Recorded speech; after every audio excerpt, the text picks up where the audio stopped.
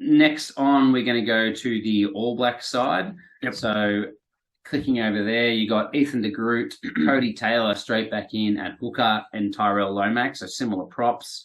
You got Brody Retallick and Sam Whitelock in the row. And then you got Akira Ioane, Dalton Papali'i, and Artie Sevilla rounding out the forward pack. Good to see Artie back for everyone. I mean, I love watching Artie play, just not against the Wallabies, so it's good to see him, but hopefully he has a quiet game. Maybe he's a bit distracted, not getting enough sleep with the new baby. We can only hope. we can only hope, because he is an absolute menace both sides of the ball. If we look in the back line, we've got Aaron Smith, Richie Moe, the same as last week. Even number 11, Caleb Clark. The changes start at the 12 jersey with Jordan Barrett shifting in, Big Geordie playing 12. What do you think of that? Look, I really like it. I think Billy's been excellent, but obviously you're not fit this week, so... Yep. I really like him getting the opportunity there, and I want to see how he goes. I'm a bit torn because I don't want him to go well against us, but I want him to get more time at 12 for the All Blacks, and I don't think both those things can happen. Look, I think this is where his jersey probably sits in the All Blacks, but he needs some time developing there, so it's going to be a real test for him. Outside him, Rico Ioane, that's going to take a lot of attention off him as well. You just give the ball to Rico is never a bad thing. We've got Will Jordan, sadly, still on the wing. This is the time you needed to shift him to fullback, and Bodie Barrett coming in at fullback. So a lot of changes in that back line.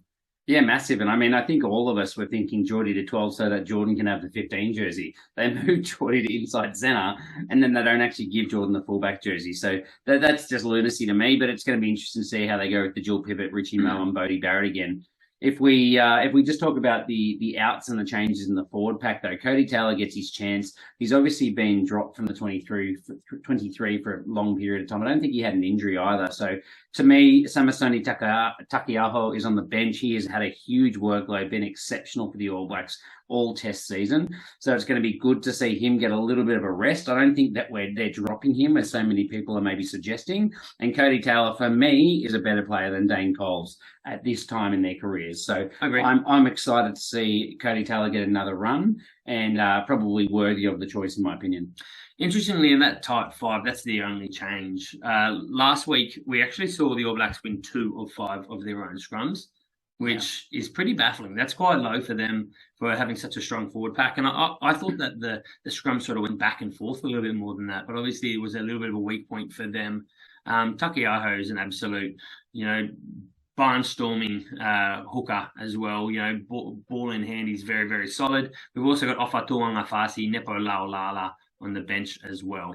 Offa and Nepo are both obviously coming back from injuries. Yep. I was seeing some chat on social media, on Twitter, mainly saying, I thought we were past these guys. Why are we bringing them back in? For me, they need them. Nepo is the best prop in New Zealand by a country mile. Yeah. He's an absolute weapon. And Offa has had a pretty off year from his scrummaging, I think, and probably less effective in that area than what he has been. I'm assuming they're moving him to the loose side of their scrum this side. Yep. So maybe a little bit less pressure on him there. But around the ground, he's phenomenal as well. So to me, they're both fantastic props. And that worries me, to be honest with you. I would far rather face last week's reserve props than this week's. Yeah, look, De Groot, Lomax, these guys are really quite inexperienced when you're talking props. So having this experience coming off the bench is a real strength for them.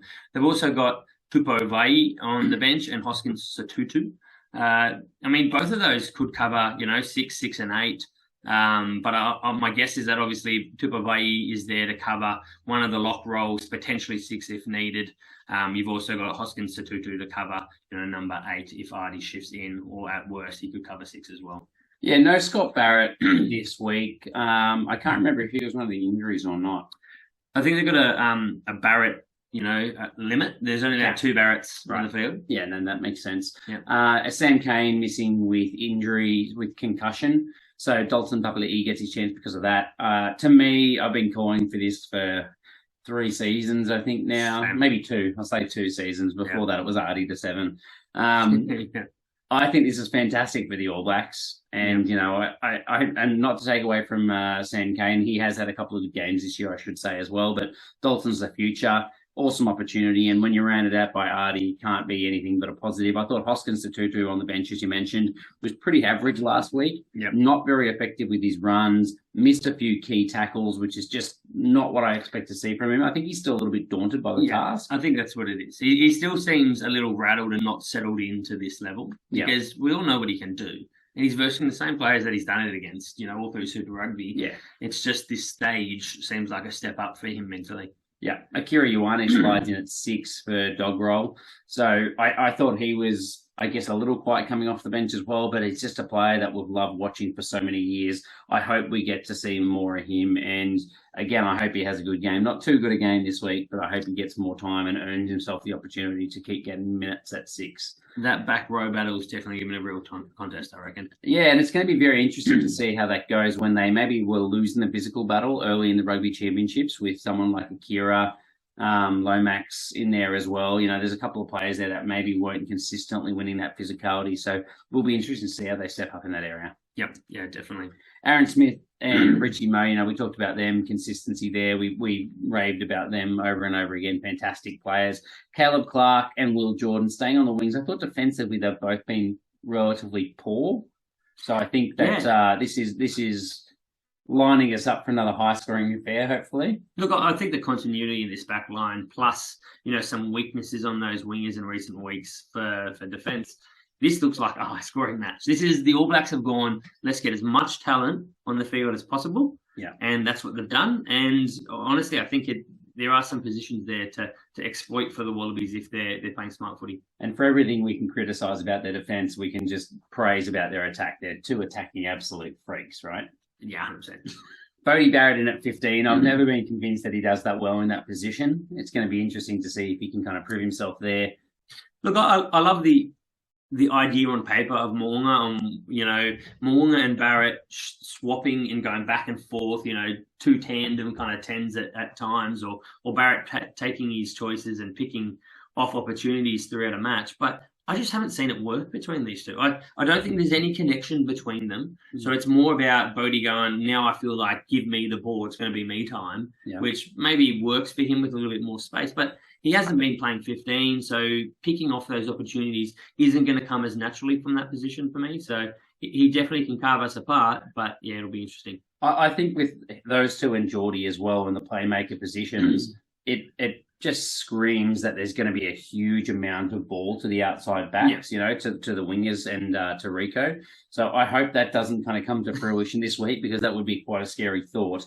But if it does work, having those guys as 1, 2, and 3 for the early passes, it's just going to be, so much space for the likes of Will Jordan to do what he did to us last week. Yep. On the bench, Finlay Christie, Roger Tuivasa-Sheck, and Sevu Reece. I think the big one here for me is Roger Tuivasa-Sheck finally gets a run. You just hope that maybe he gets 30 minutes in at 12 rather than 90 seconds or whatever we gave to Vunivalu. Oh, no, it's ridiculous. Look, the thing that works here for Roger Tuivasa-Sheck is the people he's got around him. He's got Caleb Clark, he's got Beauden Barrett, he's got Rico Ioane, he's got some familiar faces around him. Yeah. And hopefully that settles him into this role well for them. Not too well, as we keep touching on. But I think he's a really skilled player, and I hope he's not overawed by this situation for him. I think what we're going to see in the back end of the game is you're going to have the Blues backline, basically. Finlay Christie into Bodie Barrett at 10. You're going to have Tuivasa-Sheck and Rico at 12, 13, and Caleb Clark on the left wing. The only other two there you've got, I think Geordie Barrett probably moves back to fullback, or they move Jordan back to fullback, and then Sevu Reece comes on for one of those two. So a couple of Crusaders outside backs. Richie Moe will be subbed off, and Tuivasa-Sheck's going to be given every chance to have a team around him that he will thrive with. Something that the Wallabies haven't done well with some of our players. I think James O'Connor, those sorts. So I really like that he's supported by some Blues players. Yeah, absolutely.